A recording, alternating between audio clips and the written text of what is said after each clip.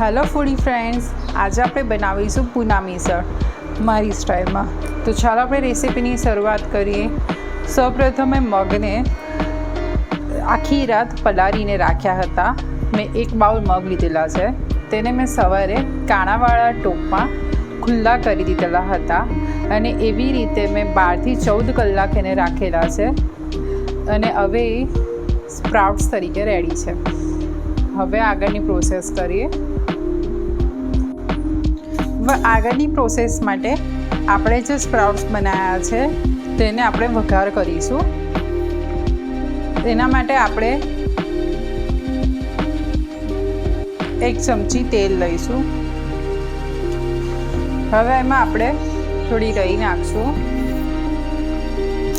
રાઈ સરસ સતળવા માંડી છે. આપણે થોડી હિંગ નાખશું.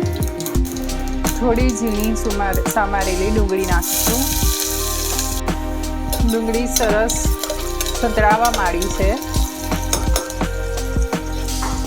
આપણે આદુ લસણની પેસ્ટ નાખીશું.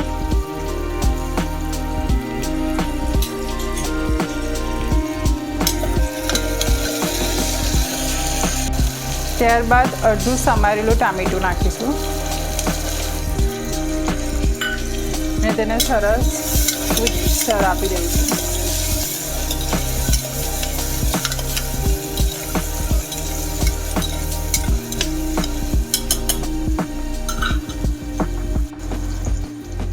લાલ મરચું, ધાણા જીરું પાવડર નાખશું.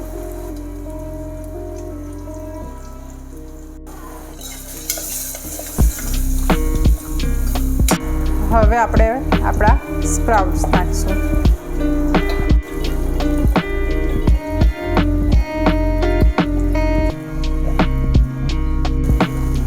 સરસ રીતે મિક્સ કરી લઈશું.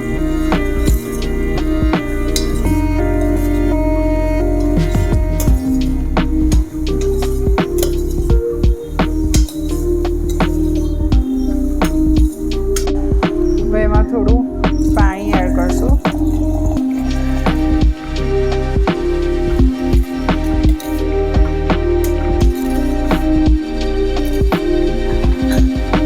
હવે આપણે કુકરનું ઢાંકણું ઢાંકીને 4 વિસલ થાય ત્યાં સુધી આપણે ચડવા દઈશું.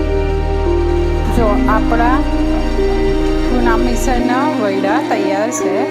હવે આપણે એને સર્વ કરીશું. મમરા,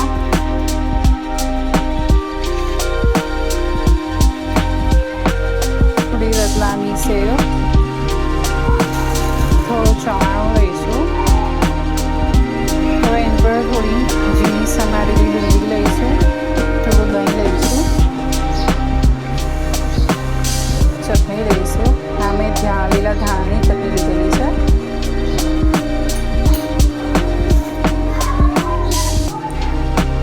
તો આપણું એવું પૂના મિસળ તૈયાર છે. જો તમને મારી રેસીપી ગમી હોય તો મારી ચેનલને લાઈક અને સબસ્ક્રાઈબ કરવાનું ભૂલતા નહીં. આવી નવી રેસીપી જોવાનું બી ભૂલતા નહીં અને તમારા ફેમિલી અને ફ્રેન્ડ્સને શેર કરવાનું તો જરાય ના ભૂલતા. Thank you.